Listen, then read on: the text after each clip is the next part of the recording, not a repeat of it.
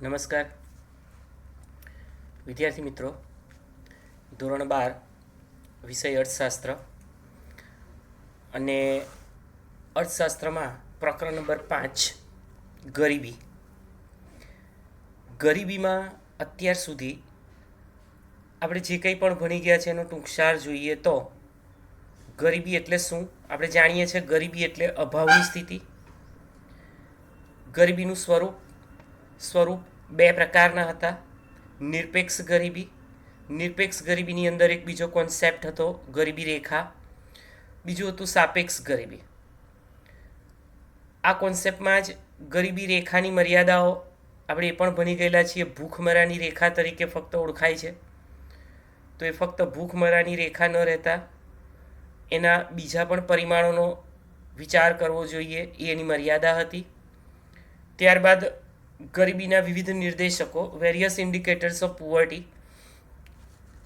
આપણે ગરીબીના વિવિધ નિર્દેશકો પૈકી નીચો માથાદીઠ ઘરગથ્થુ વપરાશી ખર્ચ, કુપોષણનું પ્રમાણ, અપેક્ષિત આયુષ્ય અને બાળ મૃત્યુ દર બંને એક એક માર્કના બહુ જ અગત્યના પ્રશ્નો છે.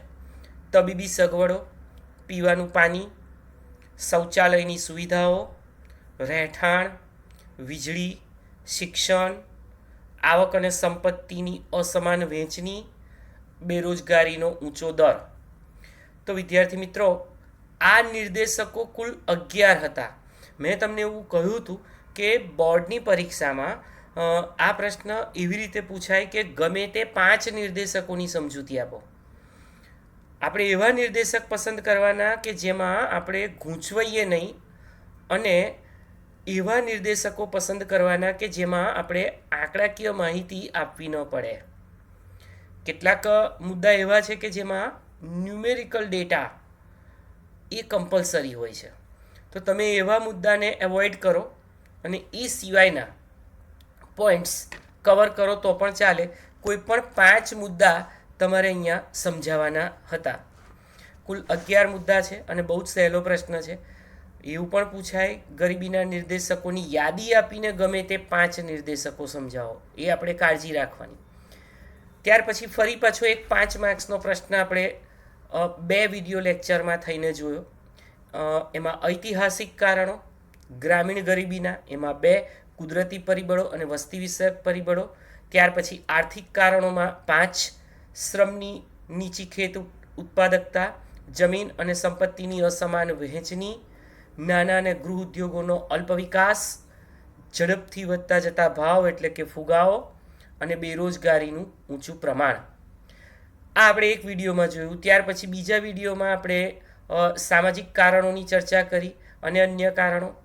એમાં સામાજિક કારણો એટલે શિક્ષણનું નીચું સ્તર અને લૈંગિક અસમાનતા એટલે કે સ્ત્રી પુરુષની અસમાનતાની ચર્ચા હતી ત્યાં. અન્ય કારણોમાં યુદ્ધ, સંરક્ષણ ખર્ચમાં વધારો અને ખામીયુક્ત નીતિઓ. સરકારે જે આયોજનકાળ દરમિયાન પ્રથમ પંચવર્ષીય યોજનાથી માંડીને વર્તમાન સમય સુધી જે કંઈ પણ નીતિઓ ઘડી છે એ ઉદ્યોગ તરફી રહી છે.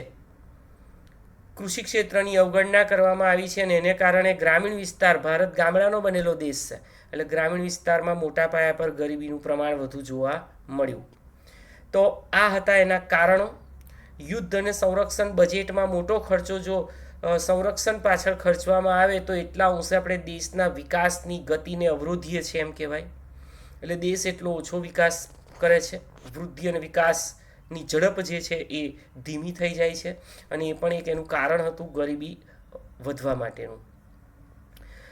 આ સુધી આપણે આટલા મુદ્દાની ચર્ચા કરી. હવે આજે ફરી પાછા આપણે એક 5 માર્ક્સનો પ્રશ્ન જોઈએ છે, પણ આ પ્રશ્ન પણ એવી જ રીતે આપણે એક કરતાં વધારે વિડીયો લેક્ચરમાં એને વિભાજિત કરવો પડશે, કેમ કે આ પણ એક મોટો પ્રશ્ન છે. ગરીબી ઘટાડવાના ઉપાયો, મેજર્સ ઓફ રિડ્યુસિંગ પુઅર્ટી. તમે ચોપડીમાં 5 ગુણ લખી દો. સ્ક્રીન ઉપર તમે જોઈ શકો છો ગરીબી ઘટાડવાના ઉપાયો. સ્વાધ્યાયમાં પણ આપેલો છે આ પ્રશ્ન, ગરીબી ઘટાડવાના ઉપાયો. આગળ તમે જોઈ શકો છો પાન નંબર 64 ઉપર 5માનો ત્રીજો પ્રશ્ન, ભારતમાં ગરીબી ઘટાડવાના ઉપાયો ચર્ચો, એટલે કે ગરીબીના ઉપાયો ચર્ચો. કેટલીક વાર એવું બની શકે કે પરીક્ષામાં પરીક્ષક ગમે તે 5 ઉપાયો પૂછે, અથવા તો પર્ટિક્યુલર છેલ્લી યોજનાઓ જે છે રોજગારલક્ષી કાર્યક્રમો એ ફક્ત એટલા પૂછે. એ ડિપેન્ડ્સ કે કઈ રીતે પ્રશ્ન પૂછવો છે, પ્રશ્ન ડિઝાઇન કરવો છે. તો આપણે શરૂ કરીએ છીએ. આયોજન કાળ દરમિયાન ગરીબી ઘટાડવા માટે સરકાર દ્વારા જે પ્રયત્નો થયા, જે ઉપાયો થયા છે, એ ઉપાયો આ પ્રમાણે છે. પહેલું, ખેતી ક્ષેત્રે શ્રમિકોની ઉત્પાદકતા વધારવી. વિદ્યાર્થી મિત્રો, ભારત કૃષિ પ્રધાન દેશ છે, એ આપણે જાણીએ છીએ. અહીંયા મોટાભાગની વસ્તી જ્યારે કૃષિ ક્ષેત્રે રોકાયેલી છે, ભલે પછી તે છુપી બેરોજગાર સ્વરૂપે હોય, પણ એમની ઉત્પાદકતા વધારી, એમની આવકો વધારી શકીએ તો આપણે કંઈક અંશે ગરીબી પર નિયંત્રણ મૂકી શકીએ, ગરીબી ઘટાડી શકીએ. તો આ માટે સરકારે શું કરવું જોઈએ? આ ઉપાય ભણીએ છીએ આપણે, ગરીબી ઘટાડવા માટેના ઉપાય. તો આ માટે ખેડૂતોને આપણે જાહેર કાર્યક્રમો દ્વારા સુધારેલી ટેકનોલોજી, પૂરતા પ્રમાણમાં અને સસ્તા દરે કૃષિ નિપજકો, સુધારેલી માળખાકીય સેવાઓ, એમના ઉત્પાદન માટે પૂરતા ભાવ એટલે કે ટેકાના ભાવ જે જાહેર સરકાર કરે છે તે, એનું બજાર, અને કૃષિ સંશોધનની માહિતી એ લોકો સુધી કૃષિ ક્ષેત્રે પહોંચવી જોઈએ. હવે તમે જુઓ, સુધારેલી ટેકનોલોજી એટલે કૃષિ ક્ષેત્રે જે પરંપરાગત સાધનોના ઉપયોગથી ઉત્પાદન થાય છે એને બદલે આધુનિક સંસાધનોનો ઉપયોગ જો કરવામાં આવે તો કૃષિ ક્ષેત્રે સારી એવી સફળતા પ્રાપ્ત થાય, કૃષિ ઉત્પાદકતામાં વધારો આવે, શ્રમદીઠ ઉત્પાદકતા પણ વધે. એટલે આવક વધે, અને આવક વધે, ખેડૂતોની આવક વધે એટલે ગરીબી ઘટે. પછી પૂરતા પ્રમાણમાં અને સસ્તા દરે કૃષિ નિપજકો.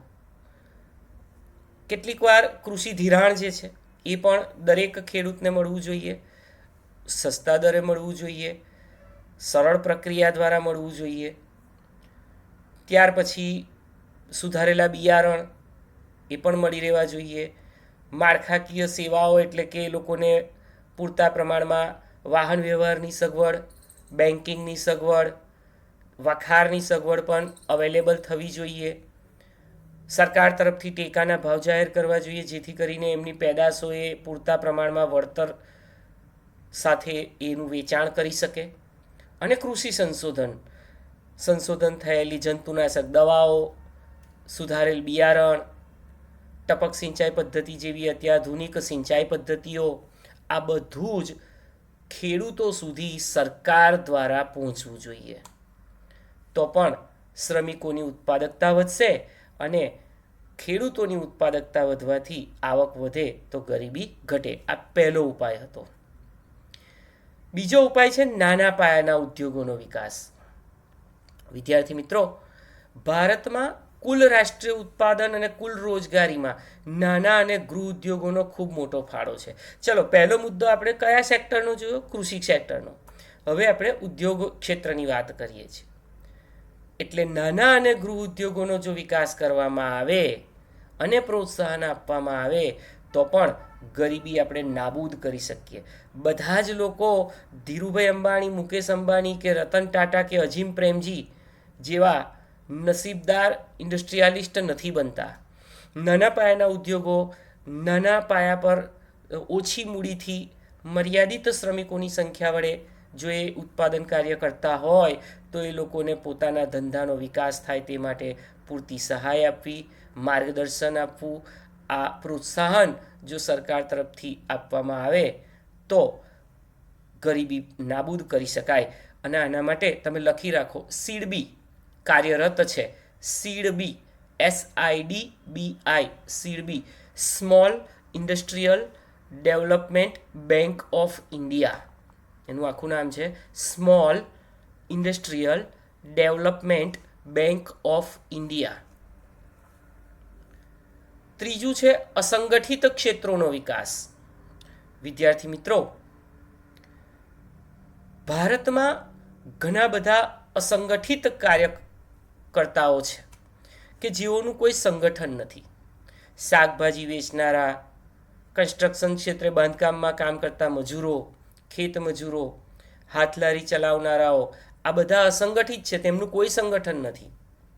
આવા કામદારોની સ્થિતિ સુધારવા માટે રાષ્ટ્રીય આયોગ દ્વારા કામની પરિસ્થિતિ નક્કી કરવી જોઈએ કે ભાઈ કયા પ્રકારનું, કેટલા સમયનું અને કેવું કામ કોણ કરશે. આ નક્કી કરતી નીતિ એ રાષ્ટ્રીય આયોગ, નેશનલ કમિશને નક્કી કરવી જોઈએ.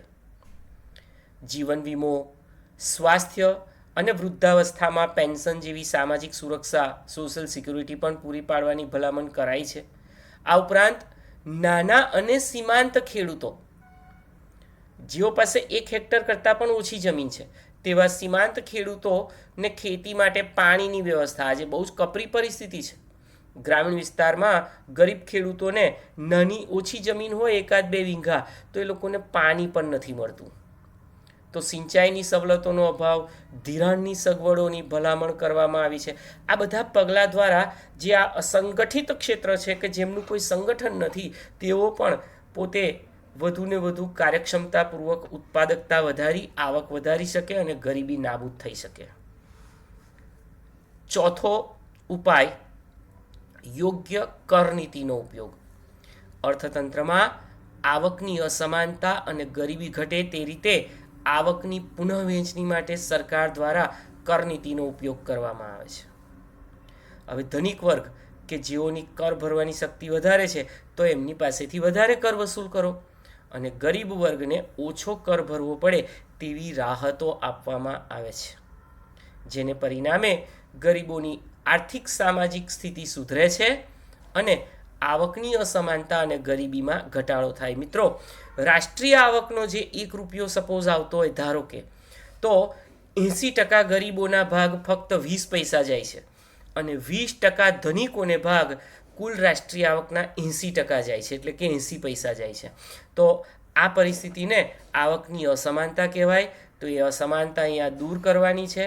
અને મિત્રો, આવકની અસમાનતા જો દૂર થશે તો આપોઆપ ગરીબીના પ્રમાણમાં ઘટાડો થતો જોવા મળશે.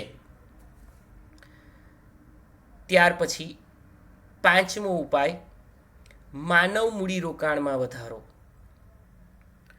વિકસિત રાષ્ટ્રો કે જ્યાં માનવ ક્ષમતાઓના વિકાસ માટે મોટા પાયા પર શિક્ષણ, આરોગ્ય અને કૌશલ્યવર્ધનમાં મૂડીરોકાણ કરવામાં આવે છે. વિકસિત રાષ્ટ્રો જે છે, પ્રથમ વિશ્વના દેશો, ત્યાંની વાત છે. અને એટલે જ ત્યાં બેરોજગારીનું પ્રમાણ ખૂબ ઓછું જોવા મળે છે. અને યાદ રાખજો, ગરીબી અને બેરોજગારી એક સિક્કાની 2 બાજુ છે. જો બેકારીનું પ્રમાણ વધુ હશે તો ગરીબી પણ ત્યાં વધારે જોવા મળશે, પણ વિકસિત રાષ્ટ્રોમાં એનું પ્રમાણ નીચું છે. સમાજમાં શિક્ષણનું ઊંચું સ્તર કામદારોમાં રોજગારી માટે વિશાળ વિકલ્પો અને પસંદગીઓ પૂરી પાડે છે. એટલે શિક્ષણ વધવું જોઈએ. કૌશલ્ય વિકાસથી કામદારોની ઉત્પાદકતા વધે છે, જે ઊંચા વેતનમાં પરિણમે છે. પણ આ માટે કામદારોને જે જગ્યા પર એ કામ કરે છે, એ કામના સ્થળે તાલીમ અને સંશોધન માટે પણ સતત મૂડીરોકાણ કરવું પડે. વિદ્યાર્થી મિત્રો, માનવ મૂડીરોકાણ એટલે શું? લખી રાખો. માનવીના વિકાસ માટે કરવામાં આવતું રોકાણ એટલે માનવ મૂડીરોકાણ. અને માનવ મૂડીરોકાણમાં કઈ બાબતોનો સમાવેશ થાય? તો કે એમને તાલીમ, રિસર્ચ માટેની તક, એમના કૌશલ્ય વિકાસ માટે, કૌશલ્યવર્ધન માટે, એમનું શિક્ષણ વધે તે માટેના પ્રયત્નો, એમાં મૂડીરોકાણ કરાય, એમનું આરોગ્ય સુધરે. ટૂંકમાં માનવ ક્ષમતાઓનો વિકાસ થાય તે હેતુથી કરવામાં આવતું રોકાણ એટલે માનવ મૂડીરોકાણ. આ યાદ રાખજો, માનવ મૂડીરોકાણ એટલે શું. છઠ્ઠું છે વાજબી કિંમતે વસ્તુ અને સેવાઓ. ગરીબ કુટુંબોને પૂરતો પોષણક્ષમ આહાર કે ખાદ્ય સુરક્ષા, ત્યાં અંડરલાઈન કરો ફૂડ સિક્યુરિટી, પ્રાપ્ત થાય તે માટે રાહત દરે ખાદ્ય પદાર્થો પૂરા પાડવા જોઈએ, જેથી ગરીબીમાં આપણે પ્રત્યક્ષ રીતે ઘટાડો કરી શકીએ. તમે જાણો છો, ભારતની અંદર આ માટે જાહેર વિતરણ વ્યવસ્થા PDS લખી રાખો પેન્સિલથી, પબ્લિક ડિસ્ટ્રીબ્યુશન સિસ્ટમ PDS, જાહેર વિતરણ વ્યવસ્થા, પબ્લિક ડિસ્ટ્રીબ્યુશન સિસ્ટમ, PDS. તો PDS હેઠળ સસ્તા અનાજની દુકાનો એટલે મિત્રો રેશન કાર્ડની દુકાન, કે જ્યાંથી આપણે અનાજ, બરાબર, ખાંડ વગેરે મેળવીએ છીએ.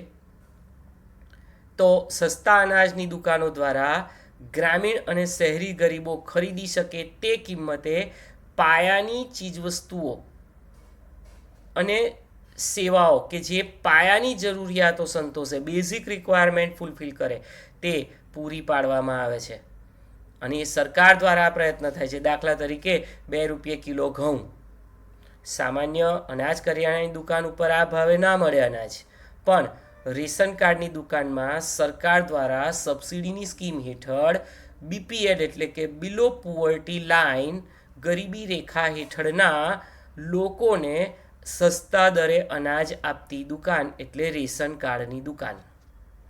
તો ત્યાં વાજબી કિંમતે વસ્તુ અને સેવાઓ પણ પૂરી પાડવામાં આવે છે, જેથી કરી ગરીબો ત્યાંથી એ ખરીદી શકે અને કંઈક અંશે ગરીબી નિવારણ કરી શકાય, ગરીબી નાબૂદ કરી શકાય. વિદ્યાર્થી મિત્રો, આ વાત થઈ આયોજન દરમિયાન જે કંઈ પણ ઉપાયો કર્યા તે. ત્યાર પછીનો મુદ્દો જે છે આપણે નેક્સ્ટ PDF લેક્ચરમાં જોઈશું, અને તે છે રોજગારલક્ષી કાર્યક્રમો. એમાં IRDP integrated rural development programme અને સુવર્ણ જયંતિ ગ્રામ રોજગાર યોજના, IRDP, ટ્રાઇસેમ, DWCRA, MWS, સિટ્રા અને GKY, આ બધી યોજનાઓના નામ છે જે આપણે નેક્સ્ટ PDFમાં જોઈશું. ત્યાર પછી વેતન રોજગારીના કાર્યક્રમો, એમાં પ્રધાનમંત્રી રોજગાર, નરેગા, આવાસ યોજના, અને ત્યારબાદ સામાજિક સલામતીની યોજનાઓમાં પણ આપણે જનધન યોજના અને એનું મહત્ત્વ તેમજ લાક્ષણિકતાઓનો પરિચય નેક્સ્ટ PDF લેક્ચરમાં મેળવીશું. આજે આપણે 6 મુદ્દા સુધી સીમિત રાખીએ છીએ. હોમવર્કમાં 6 મુદ્દા આજે લખી નાખો, બાકીના પછી એડ કરી દેજો. પ્રશ્ન હજી અધૂરો છે. નેક્સ્ટ લેક્ચરમાં આપણે આ ક્વેશ્ચન પૂરો કરીશું. હું મુદ્દા રિપીટ કરું છું જે થઈ ગયા છે. ખેતી ક્ષેત્રે શ્રમિકોની ઉત્પાદકતા વધારવી, નાના પાયાના ઉદ્યોગોનો વિકાસ, અસંગઠિત ક્ષેત્રોનો વિકાસ, યોગ્ય કર નીતિનો ઉપયોગ, માનવ મૂડીરોકાણમાં વધારો, વાજબી કિંમતે વસ્તુ અને સેવાઓ વગેરે ગરીબી ઘટાડવાના ઉપાયો છે. તો આટલું હોમવર્ક પણ કરી દેવાનું છે. Thank you.